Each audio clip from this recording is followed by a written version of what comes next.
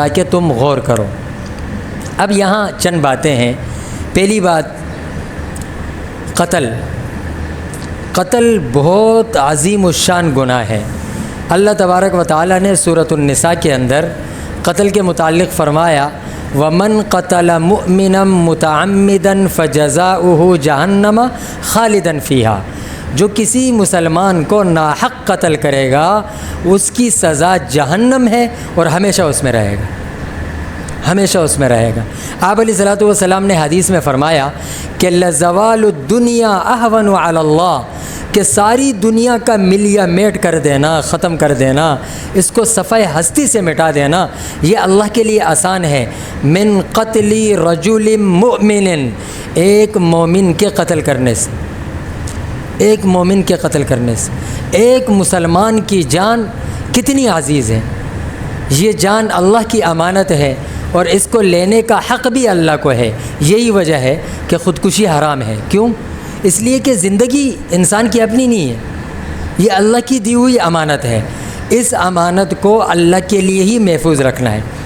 جب کوئی انسان کسی دوسرے انسان کو قتل کر دے، اللہ سب کی حفاظت فرمائے، آج کل ہمارے ہاں سب سے آسان کام قتل کرنا ہے، سب سے آسان کام۔ چھوٹی چھوٹی باتوں پر قتل ہو جاتے ہیں، چھوٹی چھوٹی باتوں پر بندوقیں نکالی جاتی ہیں، خنجر نکال لیے جاتے ہیں، اور ہمیں اس کا انجام نہیں معلوم کہ موت کے بعد اس عمل کی سزا کتنی زیادہ ہے، کتنی زیادہ ہے۔ اور ہمارے ملک میں چلیں، اگر اسلامی ملک ہو، وہاں اگر قصاص کا نظام ہو، قصاص کے بعد بھی علماء نے لکھا ہے کہ امید ہے کہ اللہ تبارک و تعالیٰ آخرت کی سزا معاف فرما دیں، لیکن یہاں تو قصاص بھی نہیں ہے۔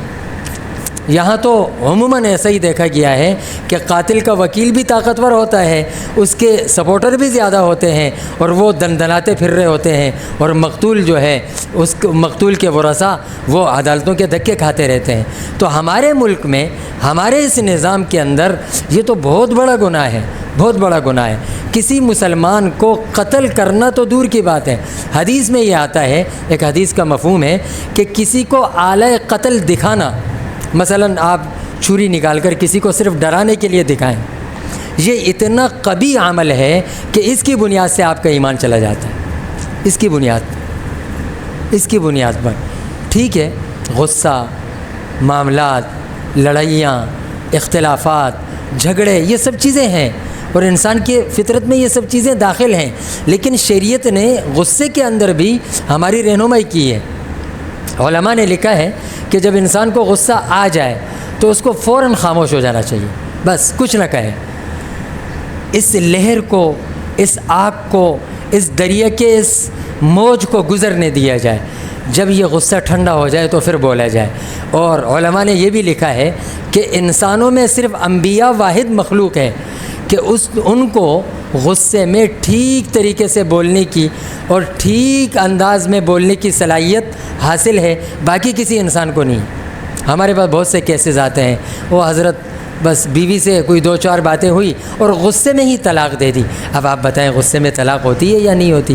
تو ایک سے میں نے کہا کہ بھائی طلاق تو ہوتی غصے میں ہے، پیار میں کوئی طلاق تھوڑی دیتا ہے، ٹھیک ہے؟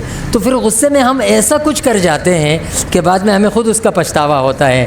اکثر معاملات غصے کی بنیاد پر ہوتے ہیں، اور غصے کے لیے آپ صلی اللہ علیہ وسلم کے پاس ایک صحابی آئے اور پوچھا کہ یا رسول اللہ مجھے کوئی نصیحت فرمائیں۔ آپ نے فرمایا کہ لا تغضب، غصہ مت کرنا۔ اس نے پھر فرمایا کہ یا رسول اللہ مزید نصیحت فرمائیں، تو آپ نے پھر فرمایا کہ لا تغضب، غصہ نہ کریں۔ تیسری دفعہ اس نے سوال کیا، صحابی کے سوال پر تیسرا جواب بھی رسول اللہ صلی اللہ علیہ وسلم کا یہی تھا کہ غصہ نہ کریں۔